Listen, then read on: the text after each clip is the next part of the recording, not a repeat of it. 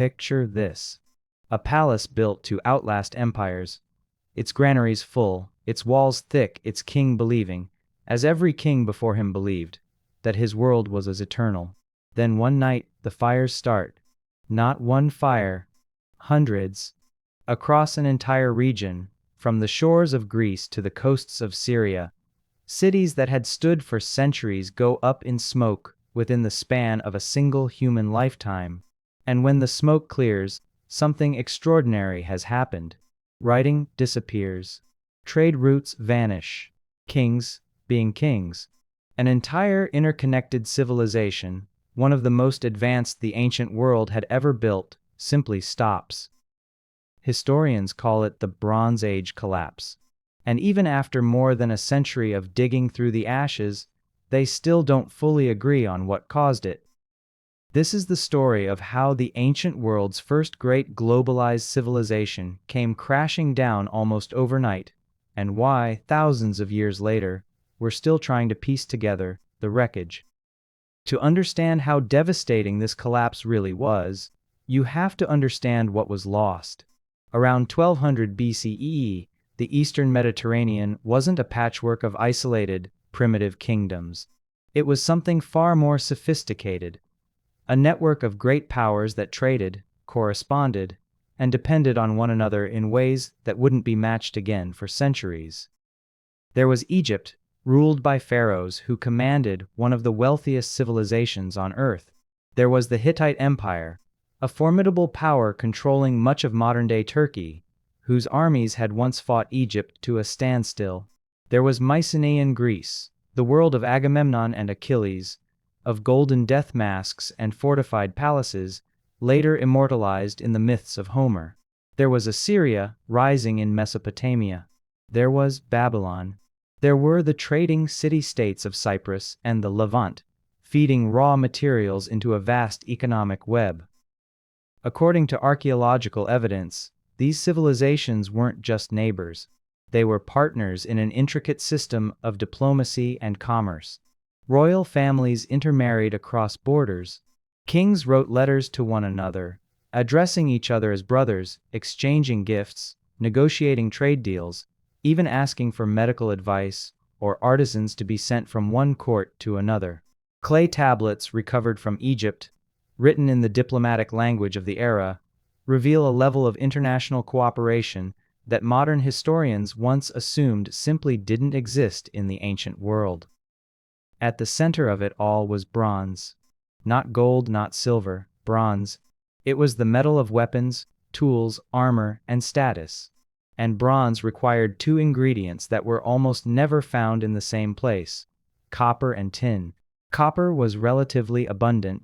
Tin was extraordinarily rare, and in the Eastern Mediterranean, it often had to be transported from sources as far away as modern-day Afghanistan or Central Asia, passing through dozens of hands before it ever reached a forge in Greece or Egypt.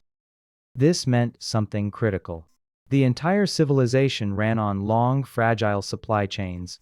A war in one region, a famine in another, a single blocked trade route.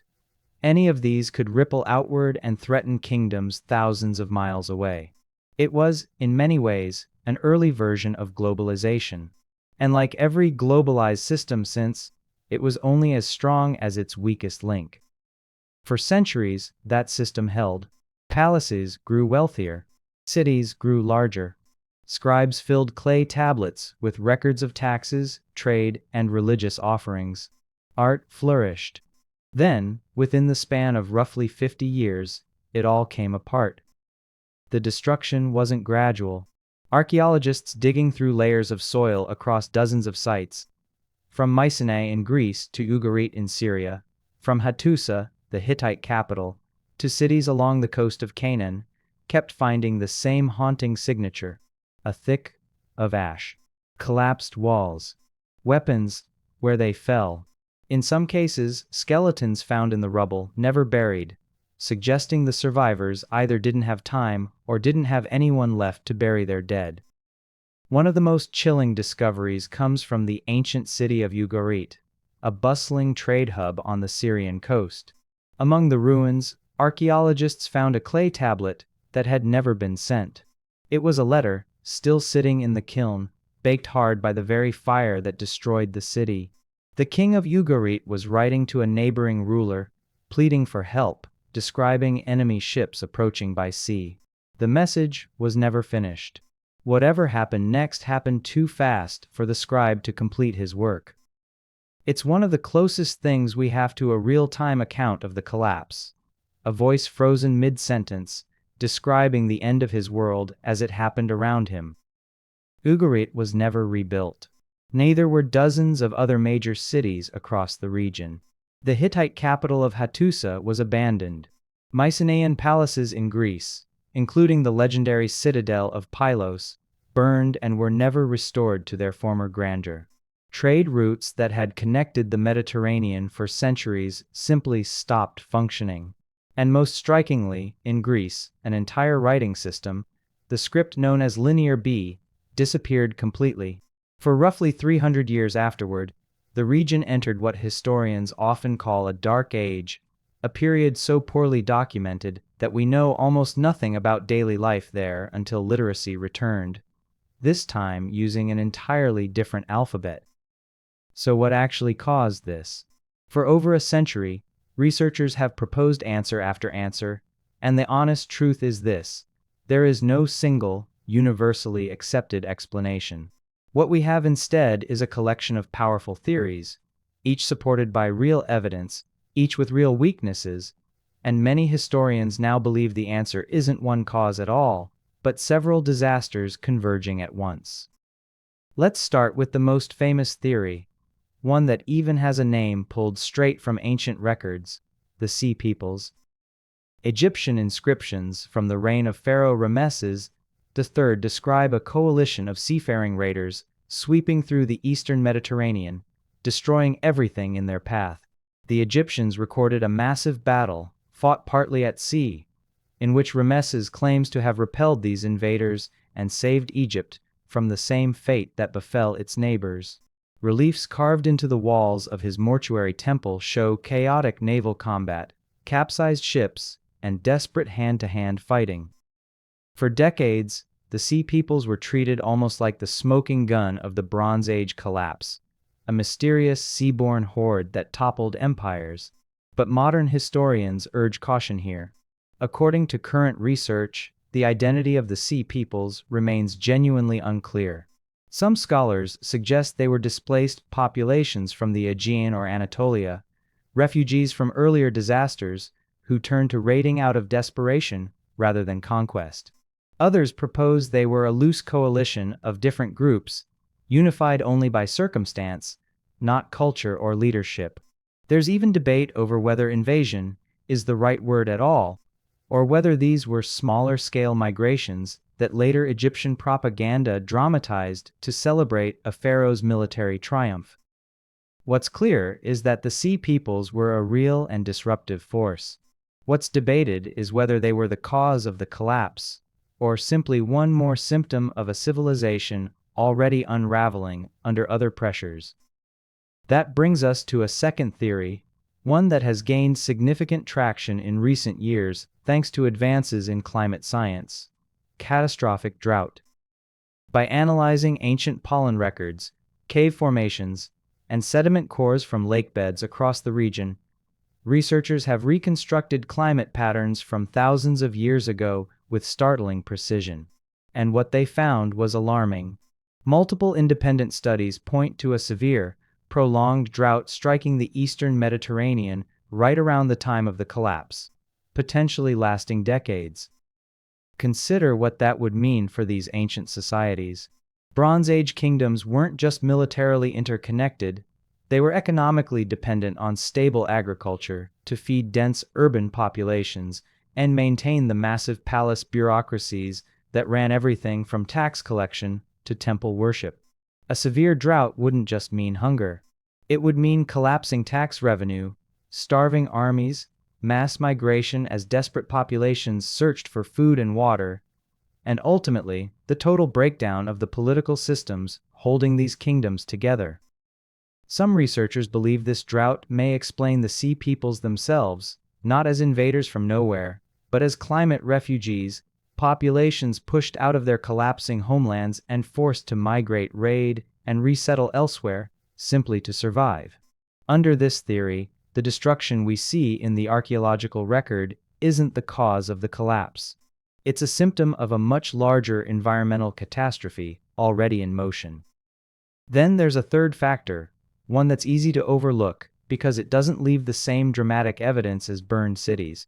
Systems collapse. This theory, championed by archaeologist Eric Klein in his influential work on the subject, argues that no single disaster brought down the Bronze Age world. Instead, it was the fragility of the entire interconnected system. Remember that supply chain of tin and copper, stretching across thousands of miles? Remember the diplomatic marriages, the trade dependencies, the specialized palace economies that relied on constant, uninterrupted commerce to function?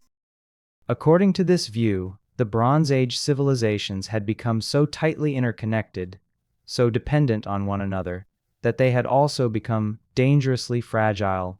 A drought here, an earthquake there, a disrupted trade route somewhere else, a political assassination, a local uprising against oppressive palace taxation. None of these alone would necessarily destroy a civilization. But when several hit in close succession, each one weakening a system that was already struggling to cope with the last, the entire network could collapse like a row of dominoes. One kingdom's fall would cut off trade to another. That kingdom's weakened economy would make it vulnerable to invasion or internal revolt.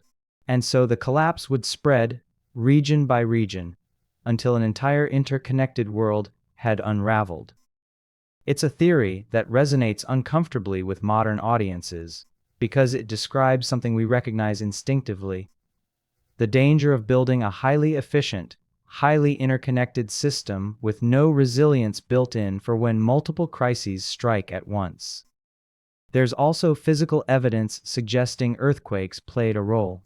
Several major Bronze Age sites showed destruction patterns consistent with seismic activity, collapsed walls, structural damage inconsistent with warfare, and evidence of rebuilding efforts that were then abandoned. The Eastern Mediterranean sits along active fault lines, and some archaeologists have proposed an earthquake storm, a series of major quakes striking the region over several decades, further destabilizing already struggling kingdoms. And finally, there's the matter of iron. As bronze-dependent trade networks broke down, and as tin became harder to acquire, some regions appear to have turned toward a metal that didn't require rare imported materials: iron ore, which was far more locally available. Some historians propose that the very fragility of the bronze trade system may have accelerated the transition to iron working, marking the symbolic and literal end of the Bronze Age itself, and the beginning of a new technological era. So which theory is correct? The honest answer, the one any responsible historian will give you, is that we don't fully know. The evidence remains debated, and it's likely that the truth involves several of these factors overlapping and reinforcing one another.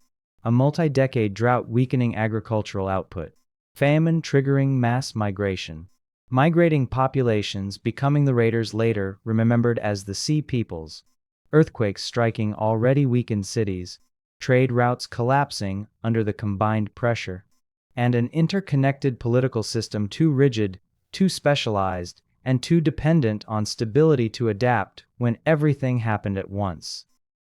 What we do know is what came after. The great palace economies never returned in their old form. Literacy vanished from Greece for centuries. International trade shrank dramatically. Population sizes in many regions dropped sharply based on the archaeological record of abandoned settlements. The world that emerged from the wreckage, centuries later, looked nothing like the one that had collapsed. New peoples rose. New alphabets were invented. New empires would eventually take shape. Assyria, Babylon, and eventually Greece would rebuild into something the ancient palace kings could never have imagined. Not god-kings ruling through divine right and tightly controlled bronze economies, but city-states experimenting, centuries later, with entirely new forms of government, trade, and identity. In a strange way, the collapse of the Bronze Age may have cleared the ground for what came next. Some historians even argue that without this dramatic reset, the classical world we associate with ancient Greece and the broader Mediterranean might never have emerged in the form it did. But that's a small comfort against the scale of what was lost. An interconnected civilization, centuries in the making, brought to its knees within a single lifetime. Cities that had stood for generations, reduced to ash in a matter of nights. A king in Ugarit, mid-sentence, describing ships on the horizon, never finishing his warning. We are left staring at the wreckage of one of history's most sophisticated civilizations, trying to reconstruct a disaster from fragments of pottery, burned clay tablets, and sediment cores pulled from ancient lakebeds. And maybe that's the most unsettling part of this story. Not that we don't know exactly what happened, but that a civilization this advanced, this interconnected, this confident in its own permanence, could still be brought down by a combination of pressures it never saw coming or couldn't respond to in time. So here's the question worth sitting with.